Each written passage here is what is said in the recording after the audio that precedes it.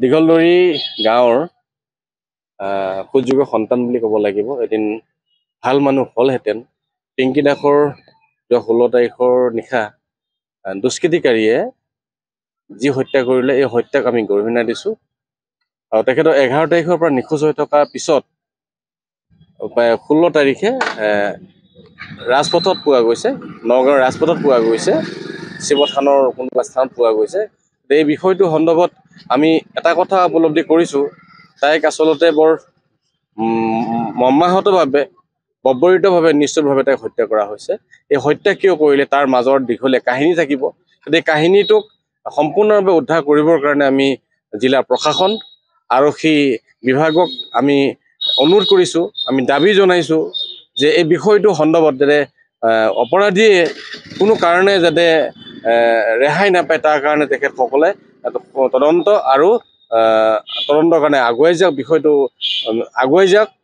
আৰু এই বিষয় সন্দৰ্ভত যদি প্ৰকৃত অপৰাধীক যদি মুকলি পথাৰত ঘূৰিবলৈ কাৰণে সুযোগ সুবিধা দিয়ে, তেতিয়া আমি আমাৰ জাতীয় অনুষ্ঠান আৰু স্থানীয় ৰাইজ নীৰৱ হৈ নাথাকিব।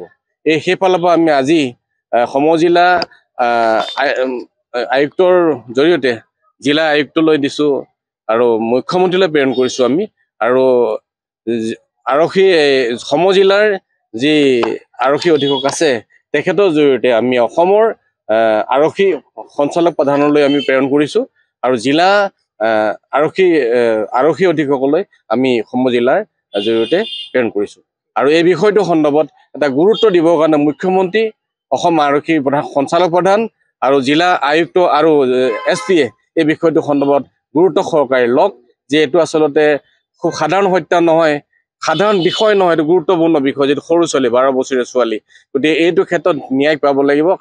আৰু যি হত্যাকাৰী কঠোৰ পৰা কঠোৰতম দৃষ্টান্তমূলক এটা কিন্তু শাস্তি পাব লাগিব। আমাৰ এইটো অনুৰোধ। আমি ৰহা আঞ্চলিক ছাত্ৰ সন্থা হওক, ৰহা আঞ্চলিক তিৱা ছাত্ৰ সন্থা হওক বা সমগ্ৰ ৰহা অসমবাসী ৰাইজ, আমি মৰ্মাহত হৈছোঁ। কোনো পধ্যে সহ্য কৰিব নোৱাৰা এটা ঘটনা। এগৰাকী 12 বছৰীয়া ছোৱালী আপোনাৰ ঘৰৰ পৰা নাইকিয়া হৈছে, পিছত 2-4 দিন পিছত তেওঁৰ ডেড বডি ওলাইছে। আৰু এই সন্দৰ্ভত আৰক্ষীয়ে ইতিমধ্যে 3জনক আটক কৰিছে আৰু সোধপোছ কৰিবৰ কাৰণে আৰু 2-এজনক তেওঁলোকে নিছে।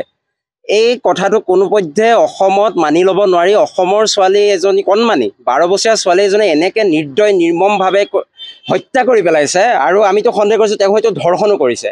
আৰু এনেকুৱা এটা পিশাচ, সিহঁত মানুহ হ'বই নোৱাৰে, সিহঁত পিশাচ হয়, নৰপিশাচ হয়, আৰু সিহঁতক ফাঁচিয়ে দিব লাগে। আৰু তদন্ত কৰি আছে, এই তদন্ত আৰু ক্ষিপ্ৰতাৰে হওক, ফাষ্ট ট্ৰেক আদালতত যাওক, আৰু যিসকল সঁচাকৈ দোষী তেওঁলোকক ফাঁচীৰ দৰে শাস্তি দিব লাগে, যাতে আৰু দ্বিতীয় এজন নৰপিশাচে সাহস কৰিব নোৱাৰে। আজি আমি ৰহা আঞ্চলিক ছাত্ৰ সন্থা আৰু ৰহা আঞ্চলিক তিৱা ছাত্ৰ সন্থাই যুটীয়াভাৱে আমি অসমৰ সন্মানীয় মুখ্যমন্ত্ৰী ডাঙৰীয়া তথা আমাৰ আৰক্ষী সঞ্চালক প্ৰধান, জিলা আৰক্ষী অধীক্ষক, নগাঁও জিলাৰ কমিশ্যনাৰ, তেওঁলোকৰ সকলোলৈকে আমি এই তেওঁলোকে যাতে ঘটনাটো তেওঁলোকৰ নজৰত আহে, দৃষ্টিগোচৰ হয়। আৰু আমি মুখ্যমন্ত্ৰী ডাঙৰীয়ালৈ পঠাইছোঁ। মুখ্যমন্ত্ৰী ডাঙৰীয়া সততে সকলোবোৰ মিটিঙতে জীয়াৰী বোৱাৰীসকলক সুৰক্ষা দিয়াৰ কথা কয়, বিভিন্ন ধৰণে তেখেতে শ্লোগান দিয়ে। কিন্তু প্ৰকৃতাৰ্থত আমাৰ অসমৰ ছোৱালী বোৱাৰী এতিয়াও সুৰক্ষিত যে নহয়, এই ঘটনাটোৱে তাক প্ৰমাণ কৰিছে।